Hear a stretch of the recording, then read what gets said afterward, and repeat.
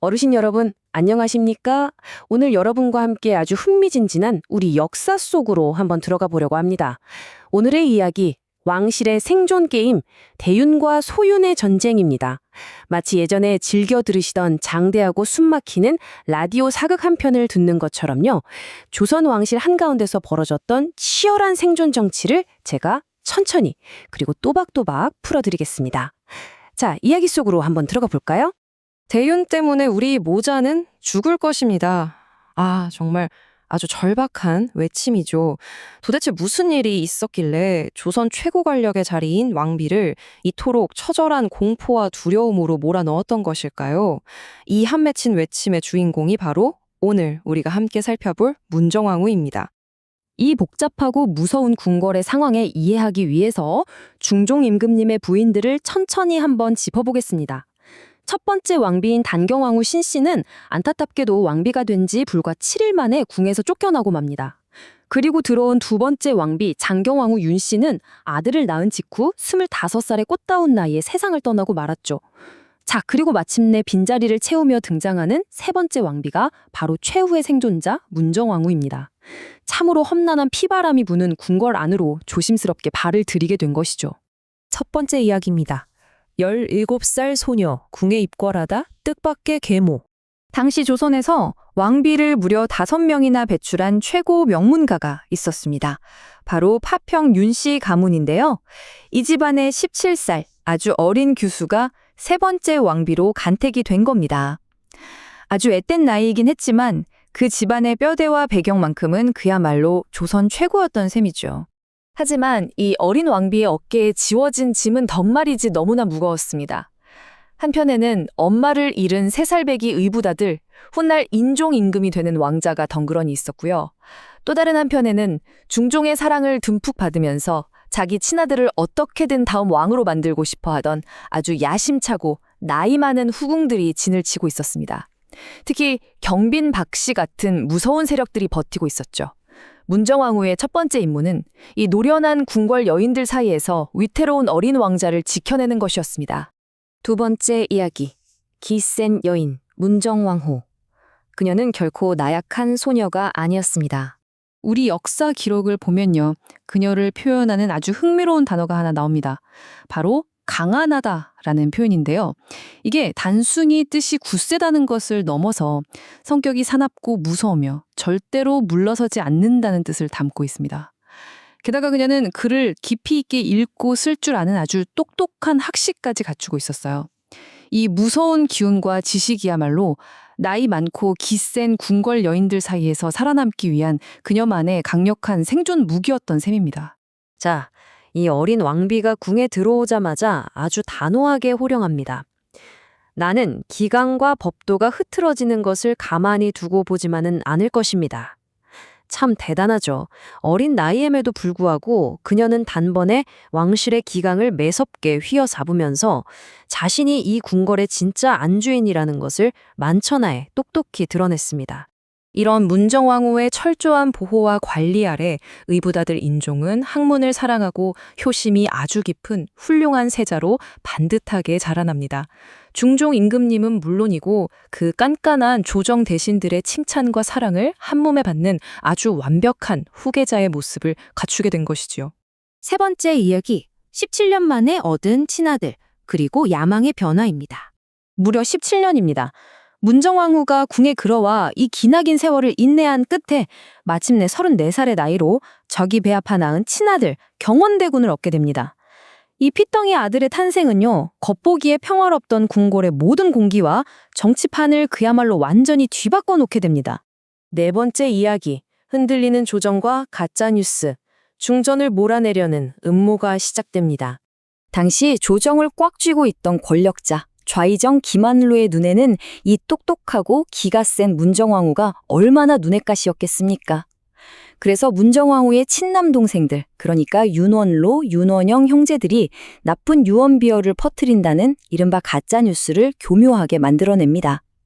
최종 목표는 바로 왕비의 가문 전체를 귀양 보내서 처참히 몰락시키는 것이었죠. 정말 소름 돋는 무서운 정치 공작이 아닐 수 없습니다. 하지만 꼬리가 길면 밟히고 진실은 언젠가 드러나는 법이죠. 모두가 잠든 깊은 밤, 어구작에 쫓겨나던 남동생 윤언로가 은밀하게 중종 임금님을 찾아가서 모든 진실을 낱낱이 고백합니다.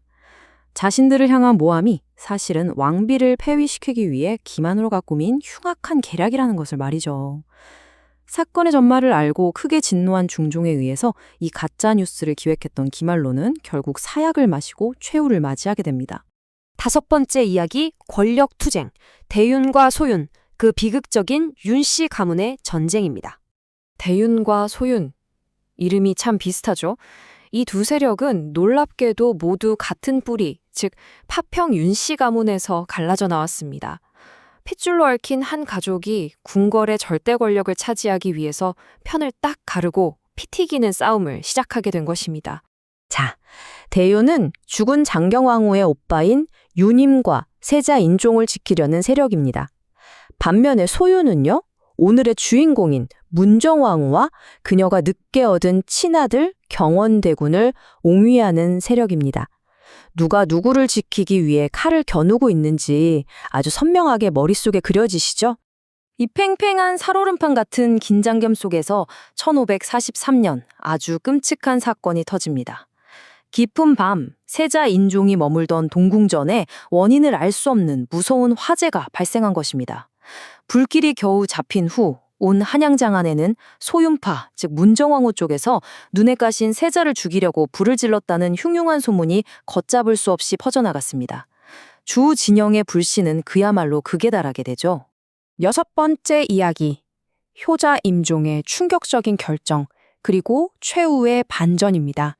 길었던 중종의 시대가 저물고 세자였던 인종이 마침내 왕위에 오릅니다.